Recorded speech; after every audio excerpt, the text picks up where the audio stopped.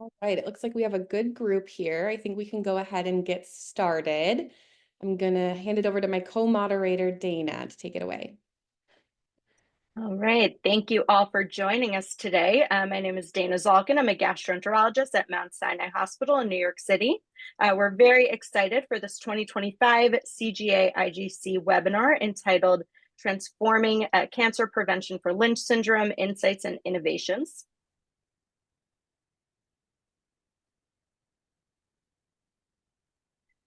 So first, I'll go over some brief housekeeping rules, and then I will introduce our speakers. We're planning today on about 45 minutes of talks from our expert speakers, and then there will be about 10 minutes for Q&A at the very end. And as you're listening to the talks, please feel free to put your questions into the chat. We'll be monitoring this as we go, and we'll address all of these at the end during our Q&A session. Please also ensure that your microphone is muted and your video is disabled. And we want to remind you guys that our webinars are available on demand through the CGA website. We've had 3 thus far this year, so would encourage you to go check those out. For genetic counselors, you can still get CEUs from watching these and taking a quiz. Our next webinar will be occurring on Tuesday, July 22nd. Many of you may recognize Jennifer Wagner, who spoke at last year's conference, and she will be giving us a talk on recontacting patients after guideline changes. So please stay tuned for this coming in July. After that, we will have our joint ACG webinar on September 25th. Pooja Darwadkar and Katie Germansky, who are both gastroenterologists, will be talking about chemoprevention in FAP and Lynch syndrome. We also have a few podcasts out this year. We had a great research collaboration series be released throughout the spring. We talked about the Lineage Consortium with the folks running that, the Gastric Consortium looking at CDH1, and the International Replication Repair Deficiency Consortium. So please take a look at these. These are available on Spotify, Apple Music, and on the website. We also just released this podcast called Navigating Gynecologic Cancer Risk in Lynch Syndrome. We spoke with Ying Liu, who's a doctor at Memorial Sloan Kettering, and Nicole Edison, who's at the University of Chicago, and they will talk about the recent guideline changes that we saw on NCCN in September. And as a reminder, please remember to follow us on social media. We are active on Twitter, Blue Sky Social, and X. There's lots of content that is being put out on these platforms, as well as information about upcoming webinars, podcasts, and other educational opportunities. And lastly, please join us in St. Louis this year for the 2025 CGA-IGC annual meeting. This is our 30th anniversary. Our first ever meeting was also in St. Louis, so we are coming back, and registration is now open on the website. Okay, and I have the pleasure of introducing our speakers today. First, we have Dr. Holli Loomans-Kropp, who's an assistant professor of internal medicine in the Division of Cancer Prevention and Control at The Ohio State University. She's passionate about exploring prevention, early detection, and treatment options for colorectal and other gastrointestinal cancers, with particular interest in identifying targetable mechanisms for cancer prevention, detection, and treatment. She has authored over 40 manuscripts and published extensively on colorectal cancer chemoprevention, including investigating the association between aspirin and nonsteroidal anti-inflammatory drugs and colorectal cancer risk, with a focus on building upon these associations by discerning molecular mechanism of action.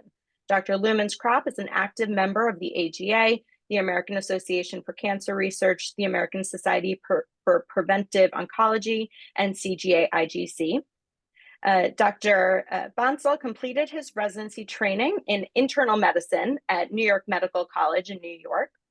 Subsequently, he served as the chief resident at New York Medical College. Then he completed his gastroenterology fellowship from the University Hospital at Stony Brook, Long Island, New York. Currently, he's the medical director of gastroenterology cancer prevention clinic of the NCI-designated Kansas University Cancer Center, and a professor of medicine in the Department of Gastroenterology at the University of Kansas Health System in Kansas City. His overarching research interest is cancer prevention.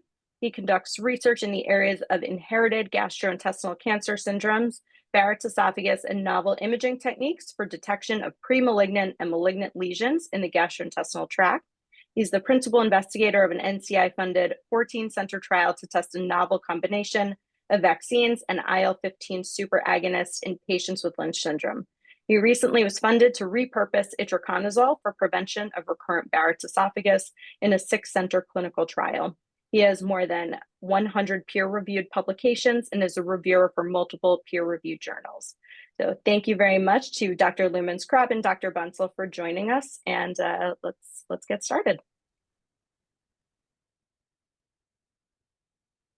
Thank you for joining us today for the CGA-IGC webinar, Transforming Cancer Prevention for Lynch Syndrome, Insights and Innovations.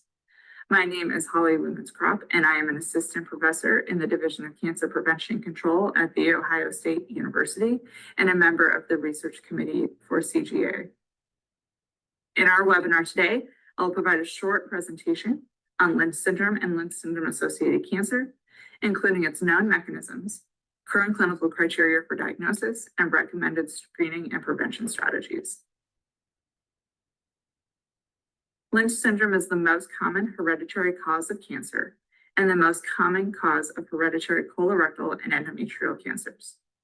With a population prevalence of 1 in 279, Lynch syndrome accounts for 3 to 5% of colorectal cancers and 2 to 6% of endometrial cancers. Lynch syndrome is caused by mutations in one of 4 genes: MLH1, MSH2, PMS2, and MSH6. Penetrance is variable, and as you can see on the left side of the screen, site-specific cancer risk varies by pathogenic variant. An analysis of 6,350 carriers in the prospective Lynch syndrome database evaluated cancer frequency by site, with frequency of colorectal cancer at 44%, endometrium at 11%, and lower frequencies of urinary tract, breast, bladder, prostate, and ovarian cancers, among others. MLH1, MSH2, PMS2, and MSH6 are all crucial for proper DNA mismatch repair. These proteins form complexes to identify, recognize, and excise base mismatches, then direct DNA polymerases to resynthesize the strand, correcting the error. Without this system in place, which is called mismatch repair deficiency, or MMRD, the sequences remain altered and can result in microsatellite instability and unstable and expanded areas of nucleotide repeats. Several studies have evaluated risk factors that may influence Lynch syndrome-associated cancer incidence.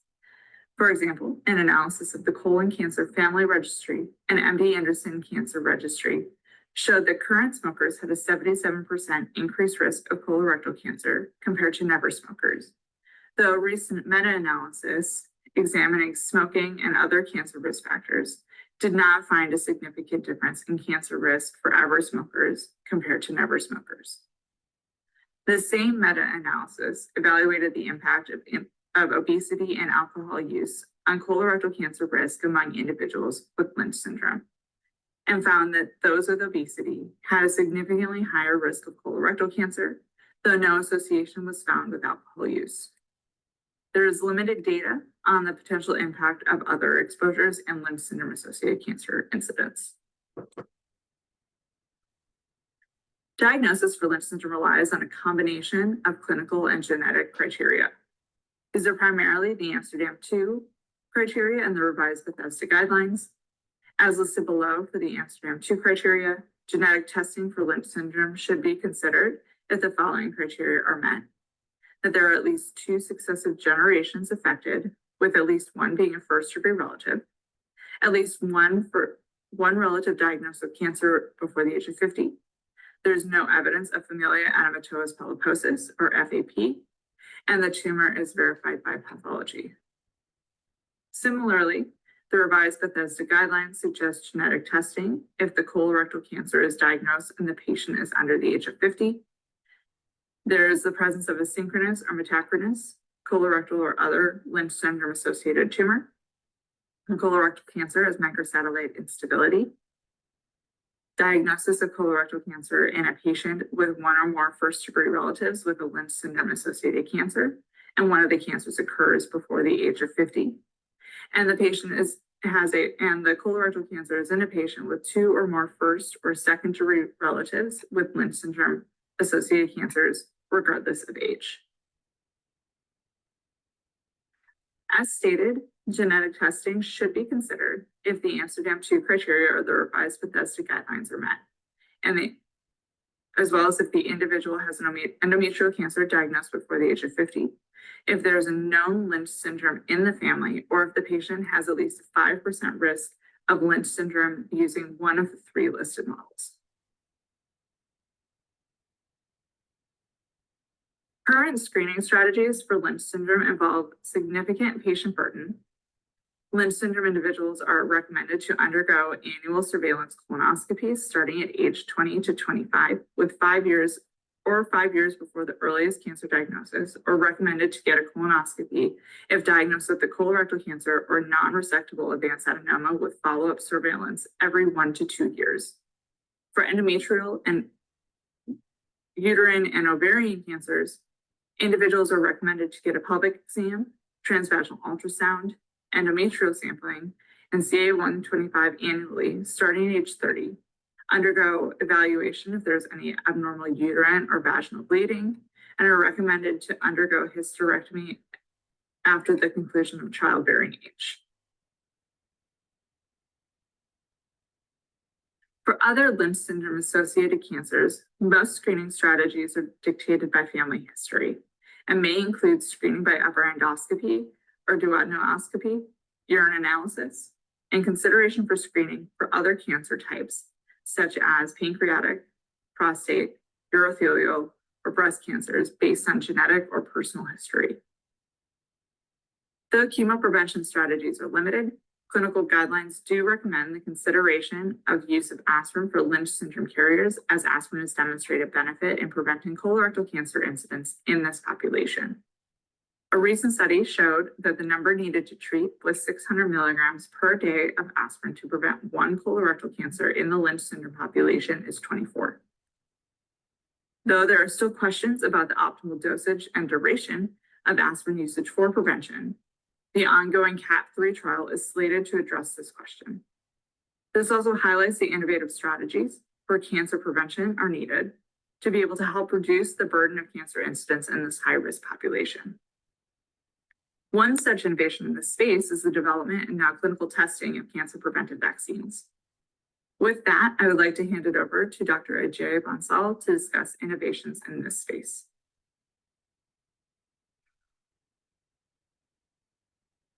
Hello, everyone. It's my great pleasure to be here.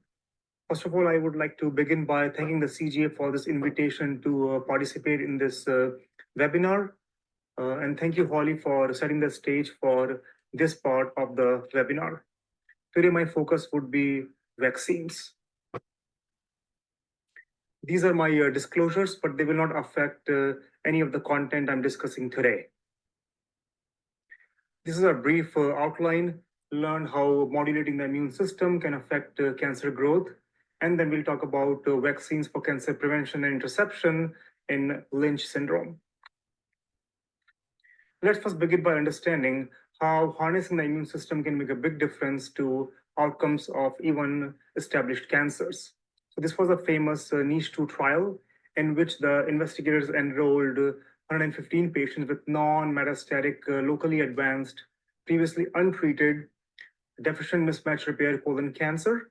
And of these 115 patients, 31 had bona fide Lynch syndrome.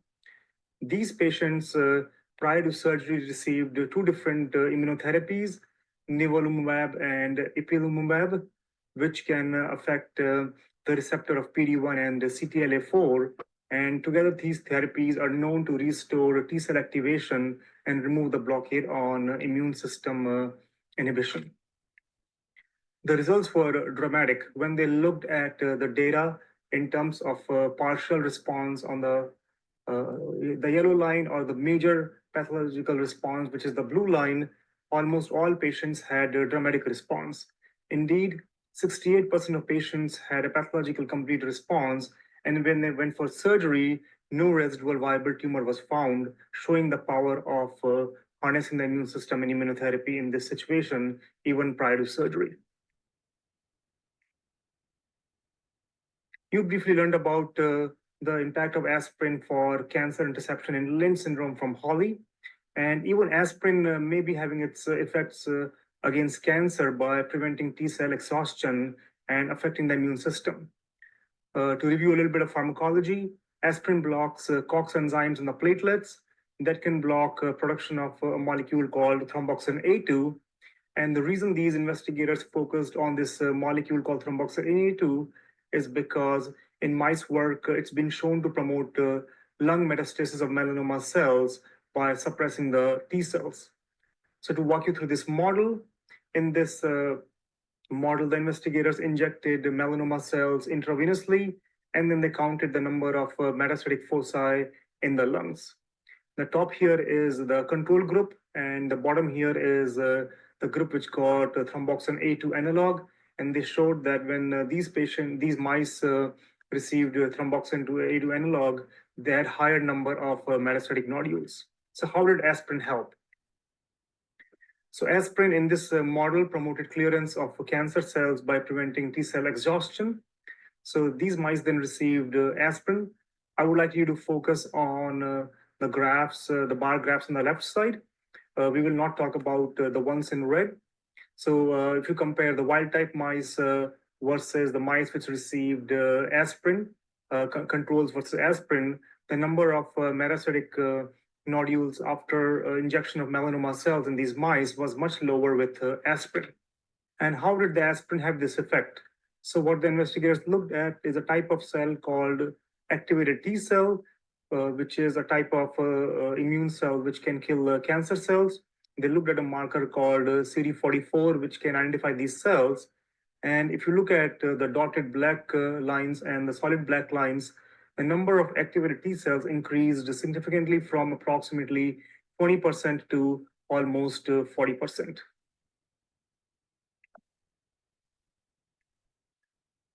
These results show that harnessing the power of immune system can be a key to cancer interception in all patients, and in particular with Lynch syndrome. A problem which is unique to Lynch compared to the general population is the proposed accelerated Big Bang pathway to cancer, which might be through these flat precancers. So this was a patient I did an endoscopy for some time ago. And as I'm withdrawing from the left colon, you will notice this flat polyp in the view. And then I use narrowband imaging blue light to identify the polyp more confidently. And so this is again one of those flat polyps which can be missed during colonoscopy. And that is one of the reasons we need to devise new therapies for interception to cancer in these individuals. So the overall question is, can harnessing the immune system by using well-designed vaccines be effective at cancer interception in patients with Lynch syndrome? Let's briefly understand how could this happen. So Bob Schreiber at WashU was a famous immunologist who came up with this hypothesis, which is the basis for vaccine-based immunoprevention. So in this particular idea, what he argues happens is there is a constant tussle between the immune system and the precancerous cells. So imagine the colon and the lining of the colon. So there are all these normal looking cells, and then there are these abnormal looking precancerous cells. So when these precancerous cells get engaged with the immune system, there are three possible outcomes. The best outcome would be elimination, where these precancer cells get eliminated and restoration of the normal epithelium. Another outcome which would be reasonable, maybe helpful, would be where the precancerous cells remain stable in equilibrium and do not progress to cancer.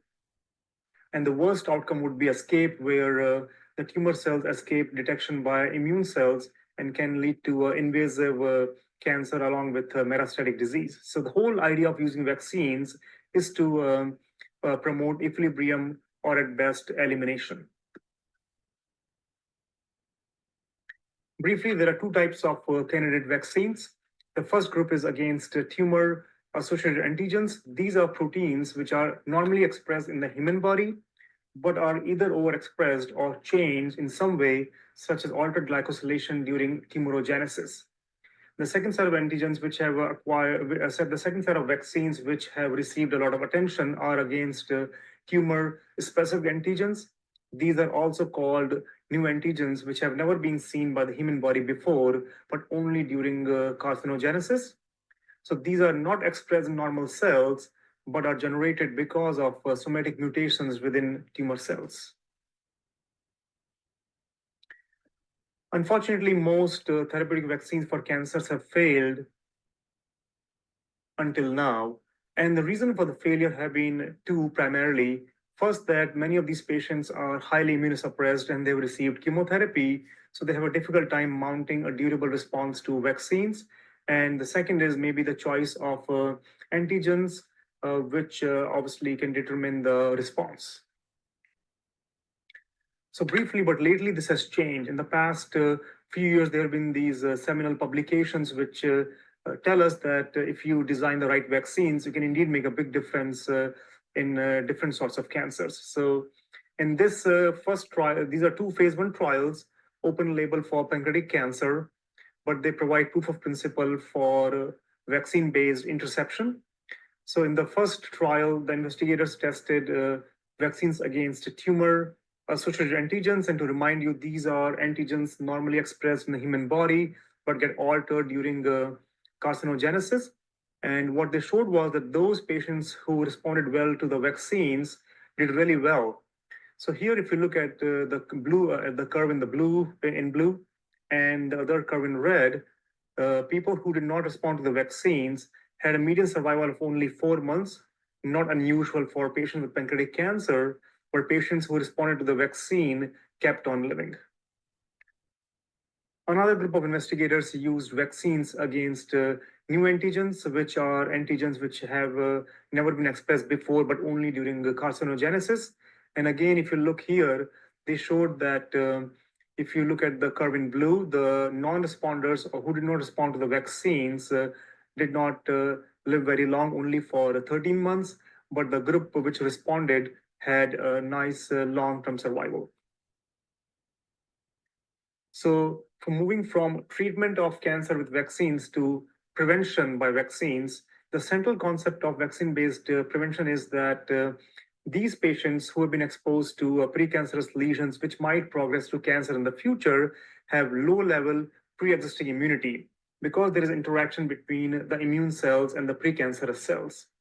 So by giving the vaccines, we can change the odds in favor of elimination or at least equilibrium, as we just discussed a few minutes ago. To summarize this, a preventive vaccine in an immunocompetent host may have a better clinical response compared to the therapeutic vaccines in immunosuppressed hosts. So let's briefly talk about the vaccines which are currently being tested in Lynch syndrome.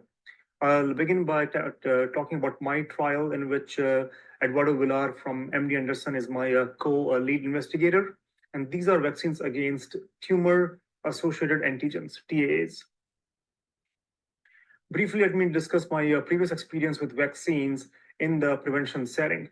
So we first tested a single vaccine against a protein called mucin-1, which is commonly altered in carcinogenesis, not only in colon, but stomach, breast, kidney, bladder, many different organs. So it's a good target for vaccines.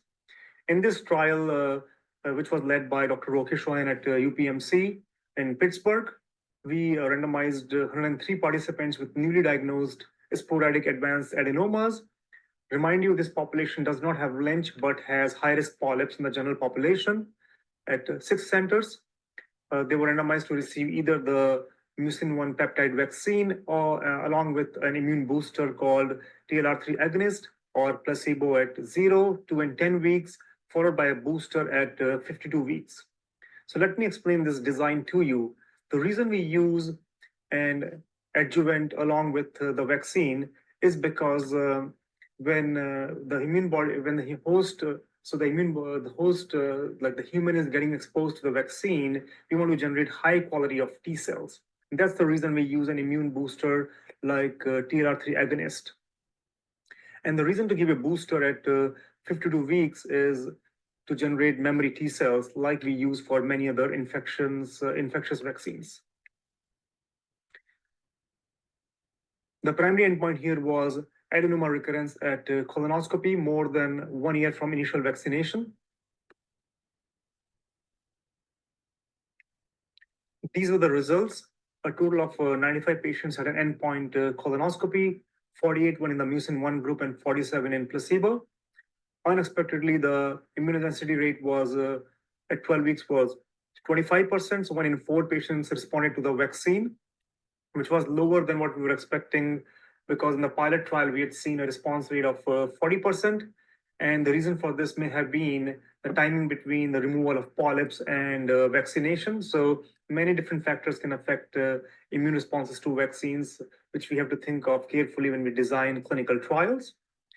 Overall, adenoma recurrence rate was not reduced, but when we did a subgroup analysis where we compared immune responders, so people who responded to the vaccine against non-immune responders, the polyp incidence rate was decreased by 40%, which is remarkable. This is the first trial of this kind to show a signal that vaccines could work. Thankfully, the vaccine was well tolerated, mostly grade 1 and 2 injection site reactions. There were no vaccine-related SAEs. Moving on to our trial. So based on our experience in the previous trial, when we designed this trial, we decided to use 3 different combinations of vaccines against 3 different antigens. These are vaccines which have been designed by the Schlom lab in Bethesda NCI against 3 different proteins involved in carcinogenesis, CEA, which you may be familiar with, mucin 1 and brachyury. And the reason we chose to use 3 vaccines is to prevent tumor escape. You can imagine if the tumor cells or the precancer cells use multiple different pathways. So if you target those multiple different pathways, then the precancer cells may have less chance of escaping the immune system. Also, remarkably, we added IL-15 superagonist called N803. The idea behind this was to promote induction of natural killer cells, which can increase immune responses to vaccines. So how can natural killer cells help? So they can recruit the innate immune system to help the adaptive immune system. A little bit of immunology concepts. So the immune system has 2 main components: innate immune system, which is always ready to go, which can fight infections, clear cancer cells, and the adaptive immune system, which recognizes antigens and forms more specific pathways to kill cancer cells. Natural killer cells regulate T cell responses. For instance, when investigators depleted NK cells in mice, it affected tumor-specific T cell immunity during cancer cell vaccination. They also regulate dendritic cell responses. This is a type of cell called antigen-presenting cell, whose job is to process the antigens from different viruses, bacteria, and even precancerous cells, and expose them to the T cells. Also, based on clinical data, low preoperative natural killer cells were linked to higher levels of local recurrence after tumor resection. And even in colon precancers like adenomas, they had absent natural killer cells.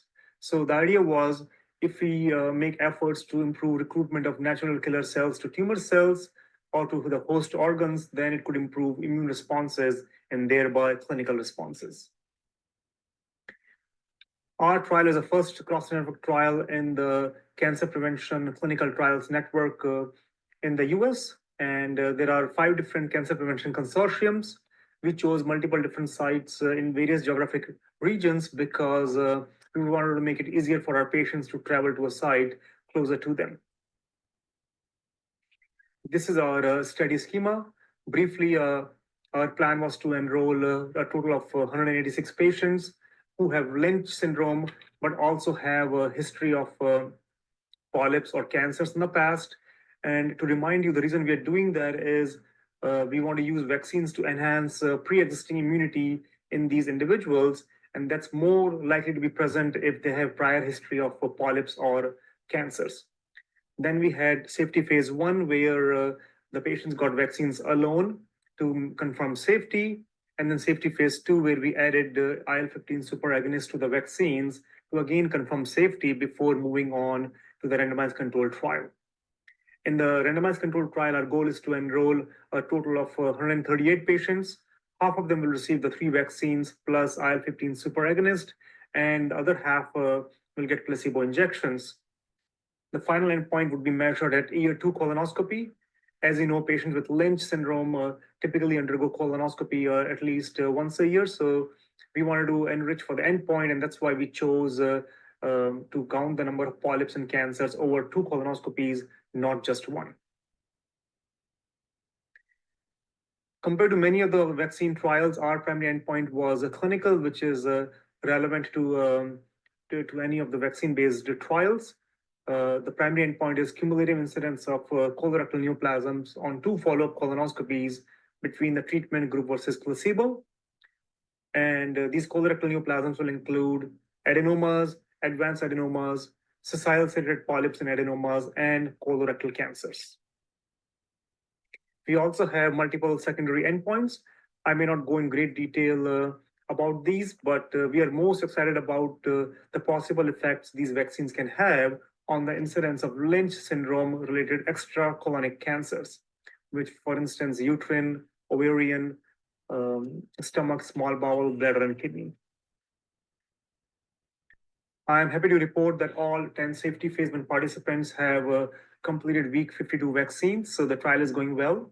Also, all 10 safety phase 2 participants have completed week 52 vaccines plus N803. The randomized controlled trial phase is ongoing and is 84% complete. So there was a variety of adverse events, but thankfully they were all self-limiting. These would be adverse events you would expect with other vaccines, including headache, myalgias, fever, flu-like symptoms. One of the main side effects we noticed was a large rash at the injection site of N803 in the abdominal wall. And many of these reactions were grade 3, which were very common, but they all resolved, and there was no evidence of skin breakdown.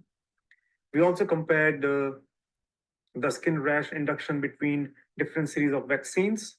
We looked at week 4, week 8, and week 52, and there was no major difference. And the typical duration of the rash was approximately 5 to 7 days.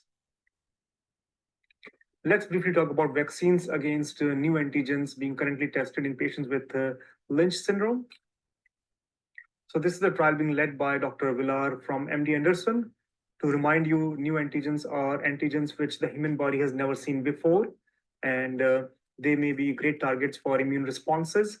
So in this particular trial, the investigators led by Dr. Villar are giving a vaccine combination called NOOS 209.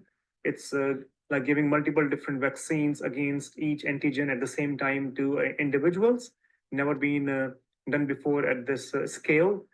So the initial injection with the prime series, which is the initial set of vaccinations, followed by boost later on, and measurement of immune responses at 24 weeks and 52 weeks. So unlike the previous trial I presented here, the primary endpoint was immunogenicity, because this is new work. And then there's also a phase 2 component where these patients will be followed. We are still waiting for the final results, but from the recent presentation at ASCO by Dr. Villar, it appeared that these new antigen vaccines are highly immunogenic and have sustained immune responses. Now, the question which arises is which sort of vaccines will work better in the long run to prevent cancer and polyps in patients with Lynch syndrome? So it all depends on antigen expression. This all depends on the expression of new antigens in these polyps.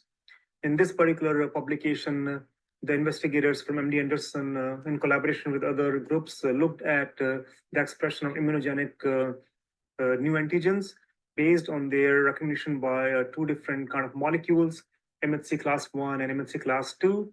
They compared established cancers versus different forms of polyps, and they found that the new immunogenic new antigen rates were expressed at a lower level in adenomas and other polyps.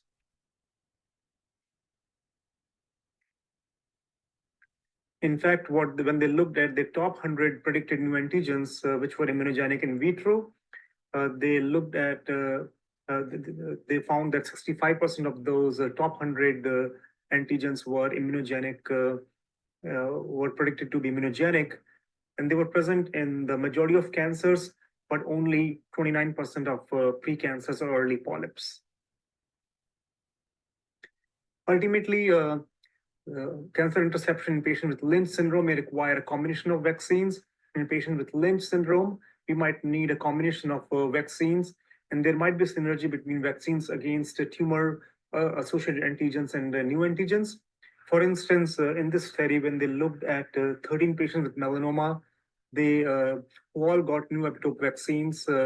What the investigators showed was that these were patients who only got new epitope vaccines, but when they measured responses against shared antigens or tumor-associated antigens, there were lots of good responses even to those antigens. So by giving one form of vaccine, we can broadly activate the immune system to make antibodies and immune cells to many different kinds of vaccines. Pretty exciting. So in conclusion, cancer vaccines have a history of failure, but finally with advancements in design, the tide may have turned. Cancer vaccines against tumor-associated antigens and new antigens have shown huge promise in phase 1 trials for treatment of pancreatic cancers. Cancer vaccines may be particularly useful for cancer prevention and interception, as the tumor microenvironment is more immunocompetent prior to invasive cancer. Mucin 1 vaccine trial in patients with advanced adenomas provided a signal. Trials of vaccines against tumor-associated antigens and new antigens are ongoing in Lynch syndrome. Finally, my acknowledgement, sorry, some of these pictures are not projecting clearly, but I would like to mention my mentor in New York, Robert Shaw, who was a great gastroenterologist. He died of pancreatic cancer a few years ago, and he was part of a vaccine trial at Johns Hopkins before the new vaccines came to be. So this is one of the motivation for me.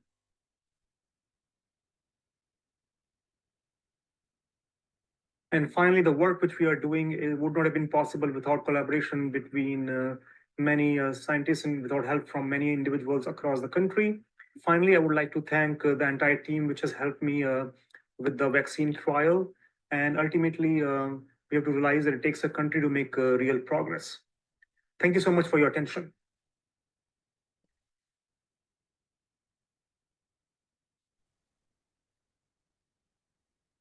Okay, thank you, Dr. Loomans-Kropp and Dr. Bansal. We will open it up for questions now.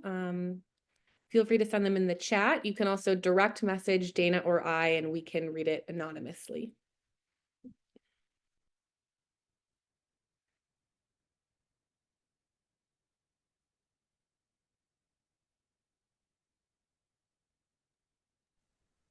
Those were great talks, Holli and Ajay. This is Samir Gupta.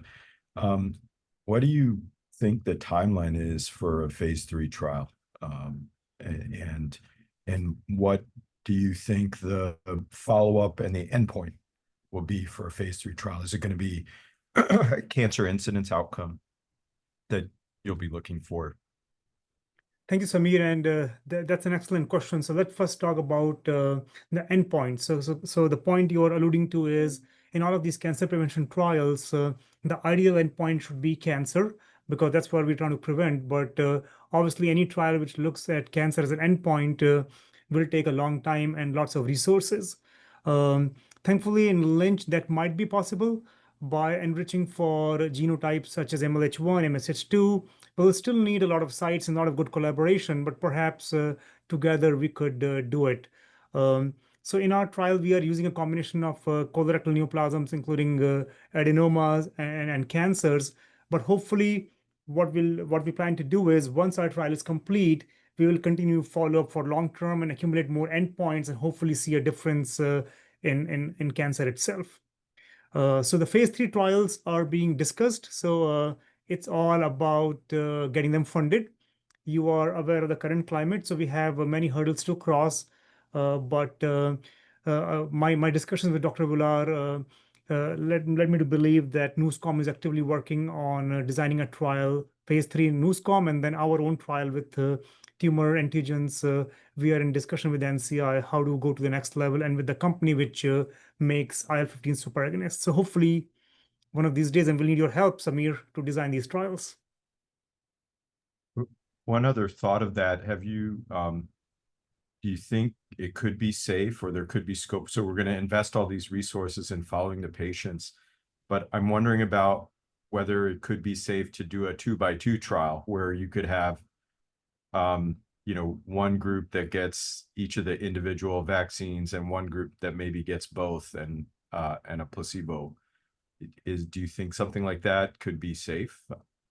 Yeah, I mean, I think thankfully, for instance, so in our trial, we're giving 3 different vaccines, and patients have done really well with that in terms of adverse events. In the trial by Dr. Villar, the NewsCom, the company, designed multiple different vaccines using 209 different new antigens, and they used the sequence of all of those new antigens. They were scrambled not to mimic human proteins. So it looks like the immune system can handle many vaccines at the same time. So I don't think combining them will be a concern. The question would be how do we bring all of the collaborators together and the resources?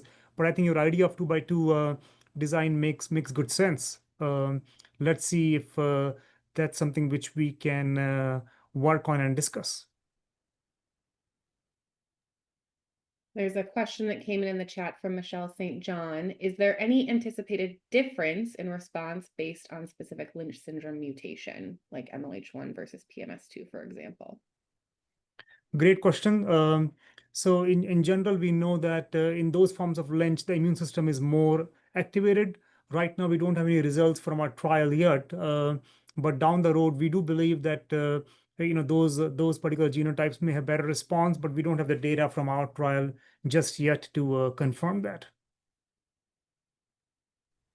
Thank you. We have another question in the chat from Ganesh's iPhone.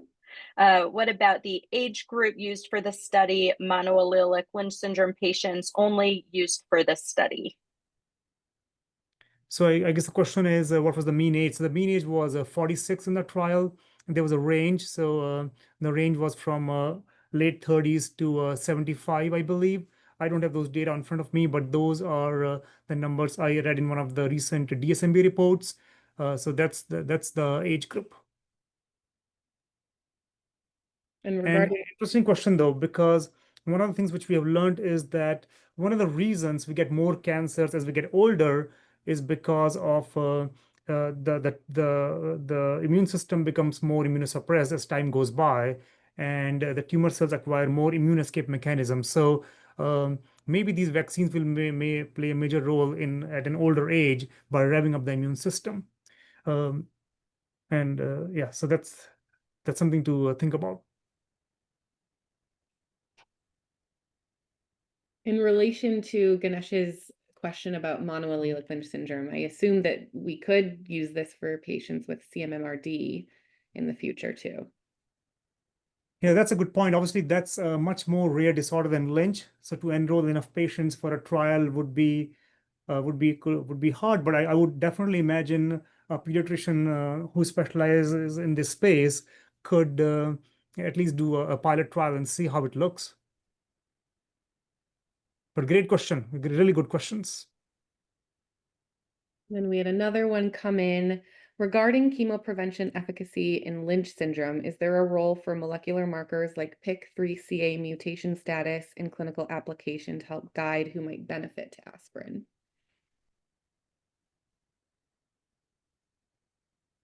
Holly, do you want to take that? I was just thinking about it because I don't know yet if there is. I mean, I think there are some studies that have shown that there are different SNPs that can influence aspirin efficacy, primarily in those that are like the metabolic cascade, but I am not sure about the PIK3CA because I don't think, if you're thinking about it from a chemoprevention standpoint, you wouldn't really have that until you start to develop actually like the tumors, right? So you wouldn't know who would or would not be able to do that.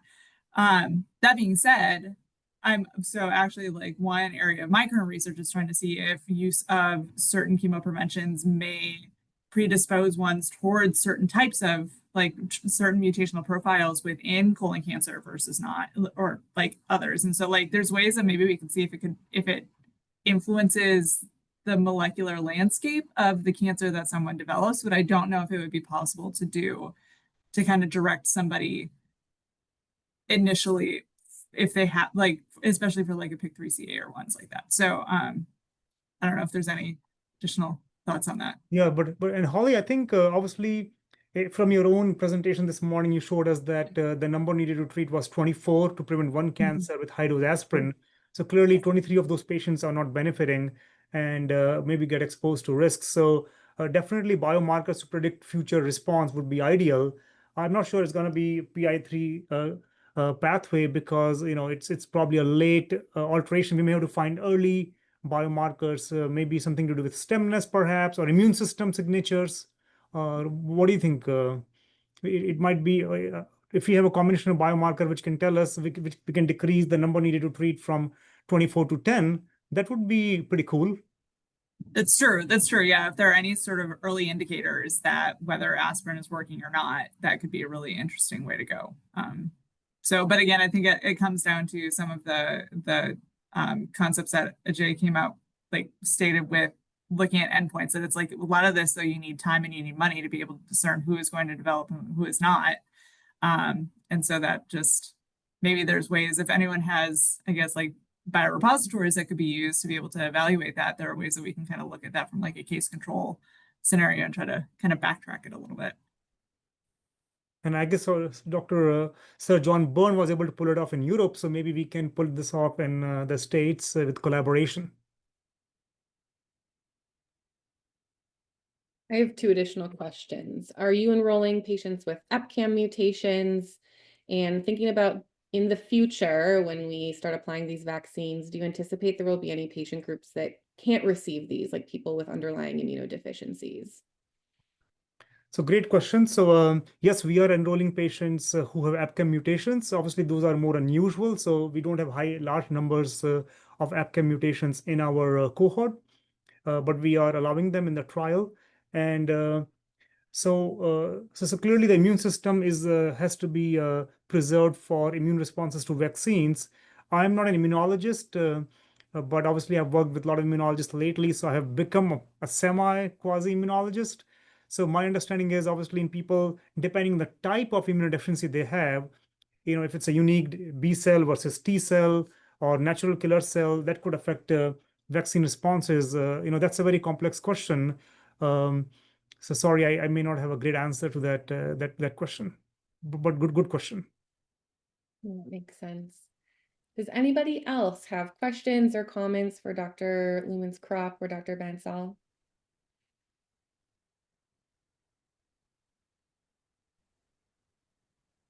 If nobody does, I have a question for Ajay. So I'm thinking about the interaction between like the vaccine and chemoprevention in like traditional chemoprevention.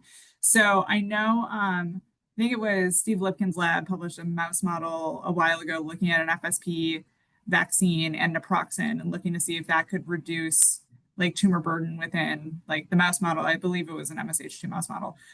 So I'm curious with the addition of, because I know there's a lot of individuals who have Lynch who take aspirin like as a chemoprevention agent. How do you think that interacts with the vaccine efficacy? Do you think it has any sort of interaction with vaccine efficacy? Because you are hitting the immune system in like two different ways, right? Yep, that's a great question. I was hoping you would ask that. And guys, this is not a setup. This was our own independent thought. So this is very organic, yes. Yes, it's very organic. So one of the things which we learned from our previous Mucin 1 vaccine trial, if you remember, we talked briefly about that trial led by Dr. Rocky Shohan at UPMC, in which we gave a single vaccine against a target called Mucin 1 in patients with advanced adenomas.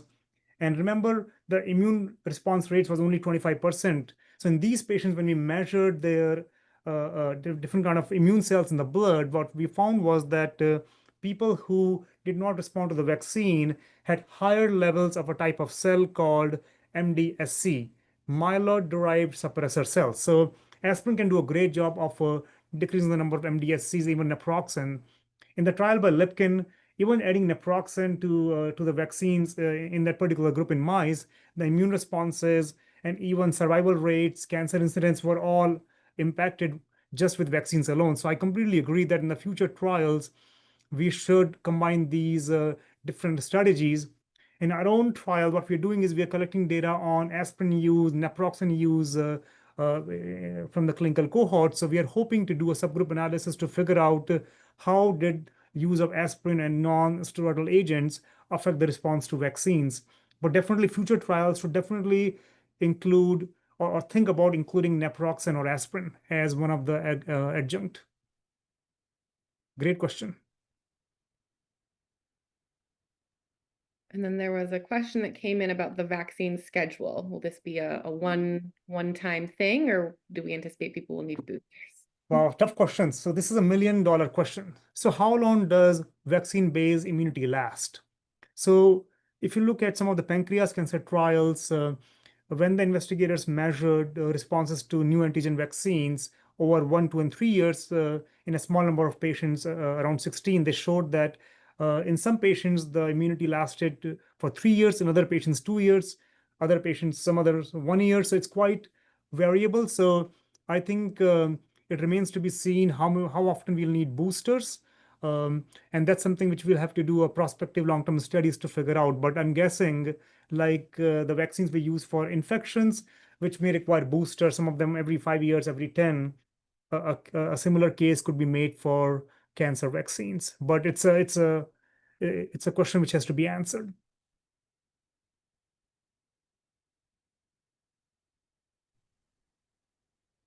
Great. Thank you both for this discussion and this presentation. If there aren't any other questions, well, thank you for tuning in today. And please make sure to check out our webinar in July and then the following one in September and tune into the podcasts. But with that, we thank you, Dr. Bansal and Dr. Loomans-Kropp, for your expertise today, and we appreciate your time. Thank you so much. And thank you, Emma and Dr. Zalkin. And thanks, Holly, for setting it up nicely and some really good questions by everyone. Thank you. Thank you. Thank you. Bye-bye.